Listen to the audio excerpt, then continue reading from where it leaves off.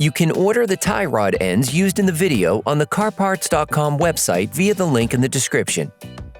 Turn off your vehicle's ignition. Set the parking brake. Loosen the stud bolts on the front wheels. Lift the front of your vehicle. Place the vehicle on the axle stands. We strongly suggest watching our video on how to jack your Ford F-150 safely before carrying out this step. To be able to change the tie rod ends on your vehicle, you need to remove the wheels to gain complete access to the steering system. Don't forget to put the wheels under the vehicle. Turn the disc outwards. This will facilitate the following steps. You can now see the outer tie rod.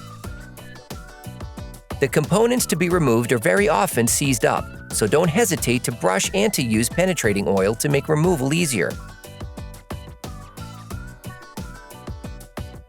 With a marker, trace a line between the inner tie rod and the outer tie rod. This will be useful later on during its assembly and disassembly.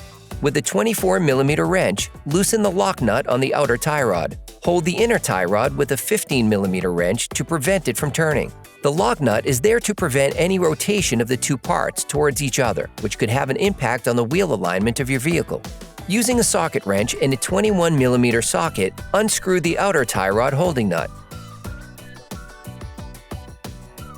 Hey, it's Alex from CarParts.com. If you enjoyed this video and want to support us, like, comment, and subscribe. Okay, back to work. If you do not have a ball joint puller, a tool specifically designed for this task, take a hammer and hit the knuckle. The ball joint should come out of the knuckle. Unscrew the outer tie rod and remove it. Use the markings made with the marker to return the lock nut to its original position. Then, measure the distance between the lock nut at the end of the inner tie rod using a caliper. In any case, a wheel alignment check will have to be carried out by a professional soon after having performed this operation. Remove the lock nut from the inner tie rod.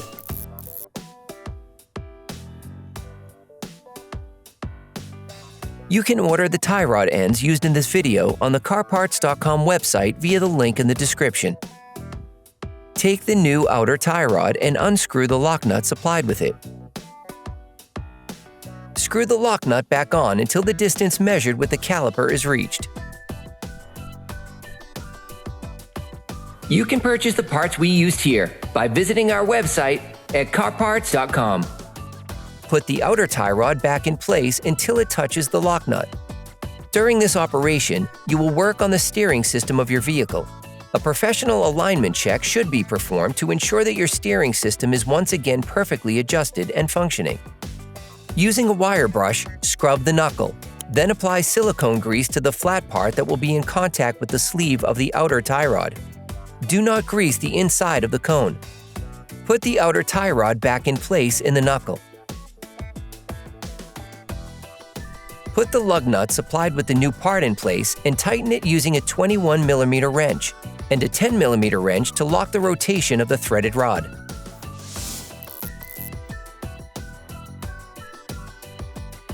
Finish tightening using a torque wrench.